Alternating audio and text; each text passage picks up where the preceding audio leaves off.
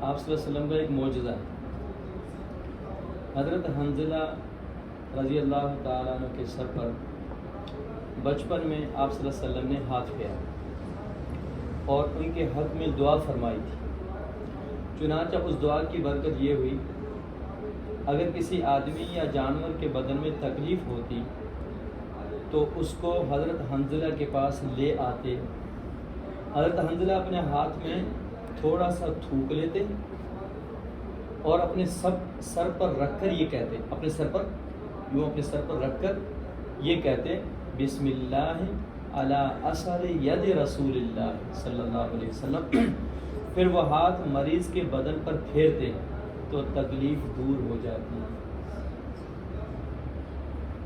اور کئی لوگ ایسے آتے حنظلہ کے پاس، صرف ان کے جسم کے اوپر ہاتھ پھیر لیتے، اگر سر کا درد ہے تو سر کا درد ٹھیک، پیٹ کا درد ہے تو پیٹ کا درد ٹھیک، ہاتھ پاؤں میں درد ہے تو ہاتھ پاؤں کا درد ٹھیک، اور ایسی ہی تکلیف اگر کسی جانور کو ہو تو جانور کو ٹھیک۔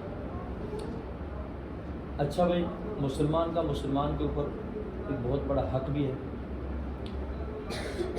اور مسلمان کے دل میں نہ صرف مسلمان بلکہ پوری انسانیت کی خیر خواہی ہونی چاہیے۔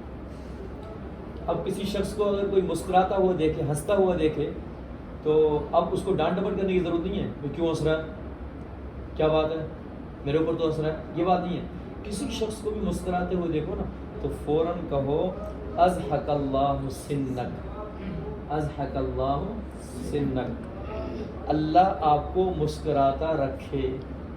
اب مسکرانا، ہنسنا اور یہ چیز خوشی کی علامت ہے کہ نہیں ہے؟ اب کسی کو مسکراتے ہوئے دیکھو تو آپ سمجھ لینا کہ اللہ نے اس کو خوشی عطا کی، اس کو کوئی نعمت عطا کی۔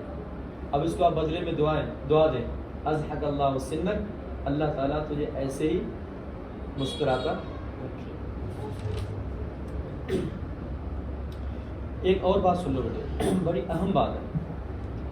آپ صلی اللہ علیہ وسلم نے فرمایا، جو شخص بھوکا ہو یا اس کو کوئی اور خاص حاجت ہو اور وہ اپنی بھوک اور حاجت کو لوگوں سے چھپائے رکھے، لوگوں کو بتائے نہیں، اپنی بھوک ہو، حاجت ہو، کوئی ضرورت ہو، اس کو چھپا کے رکھے۔ بھائی اللہ ہی میری حاجت کو جانتا ہے، اللہ ہی میری بھوک کو جانتا ہے، کسی کو بتائے نہیں، یعنی ان کے سامنے ظاہر کر کے ان سے سوال نہ کرے، تو اللہ تعالیٰ کے ذمے ہے کہ اس کو حلال طریقے سے 1 سال کا رزق عطا فرمائے۔ اس تھوڑی سی برکت پر اپنے حاجت کو چھپا کے رکھا، اپنی ضرورت کو چھپا کے رکھا، تو اس کی برکت سے اللہ تعالیٰ 1 سال کی اس کے لیے روزی کا انتظام فرما دیتا۔ اس لیے اپنے حاجتیں اللہ کے سامنے رکھو۔ مخلوق تو فقیر ہے نا بیٹا، مخلوق تو حاجت مند ہے، واللہ الغنی وانتم الفقراء۔ مخلوق کو کیا دے سکتا ہے، انسان کو کیا دے سکتا ہے؟ جب آدمی اللہ سے سوال کرے گا، اللہ سے بات کرے گا تو اللہ اس کی حاجت کو بھی پورا کر لے گا۔ اور یہ بات ذرا سن لیں، بڑی اہم چیز ہے۔ فرمایا کہ آپ صلی اللہ علیہ وسلم جب آپ صلی اللہ علیہ وسلم بیمار ہوتے تو معوذتین سمجھتے ہو، قل اعوذ برب الفلق، قل اعوذ برب الناس، ان دونوں صورتوں کو معوذتین کہا جاتا ہے۔ تو جب آپ صلی اللہ علیہ وسلم بیمار ہوتے تو معوذتین یعنی قل اعوذ برب الفلق اور قل اعوذ برب الناس پڑھ کر اپنے اوپر دم کر لیا کرتے تھے۔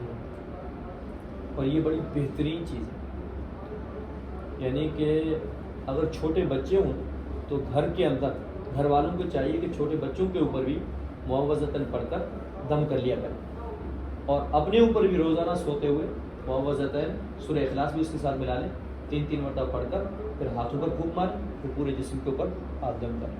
پورے دن کی تھکاوٹ کو اللہ دور کرے، اور نظر بد سے، سحر سے، جادو سے اور نت نئی بلائیں جو آفتیں اترتی ہیں ان سے بھی اللہ تعالیٰ حفاظت کرے۔ ایک آپ صلی اللہ علیہ وسلم کی نصیحت ہے پوری امت کو، آپ نے فرمایا اگر کسی سے